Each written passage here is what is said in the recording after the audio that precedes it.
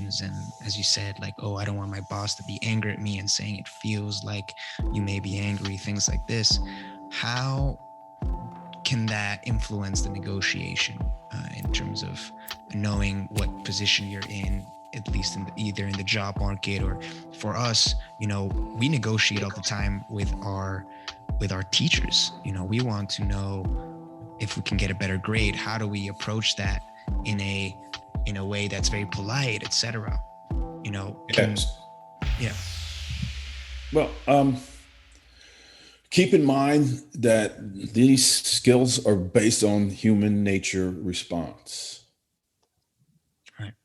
which means what? It doesn't matter the environment. As long as you're dealing with the human being, the skills work, Okay.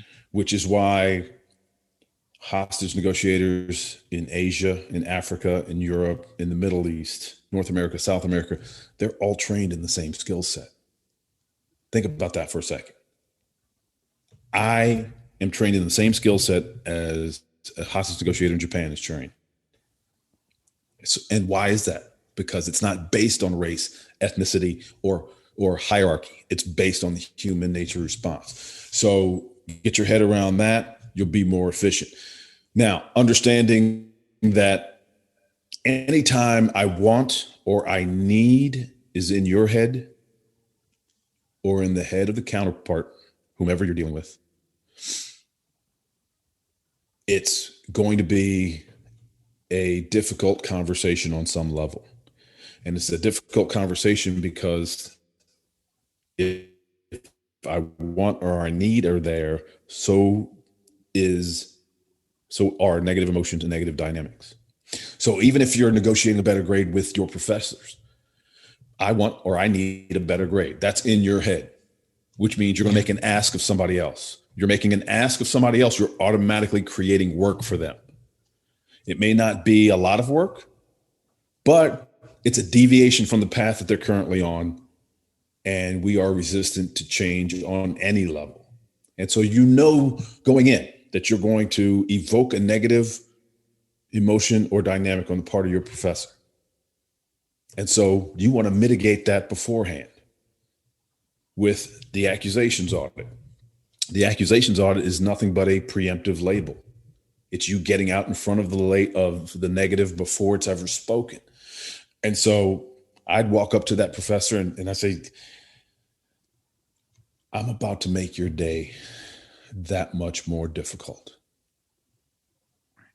And then shut your mouth and watch the quizzical look go across their face, and their eyes will start to dart back and forth in their head because they're thinking, okay, what's about to come out of his mouth next? I hope I'm ready for it.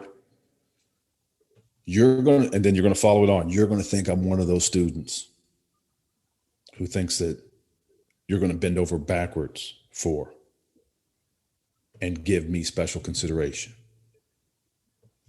Silence. Now, what have you done there with those two statements? You've taken him or her to the far end of the fear spectrum. Now they're really concerned. They don't know if you're going to tell them that you just discovered a bomb under their car, their dog was run over. They have no idea what you're going to say next. And then you hit them with your ask. Are you against giving me upward consideration on the last paper that I submitted?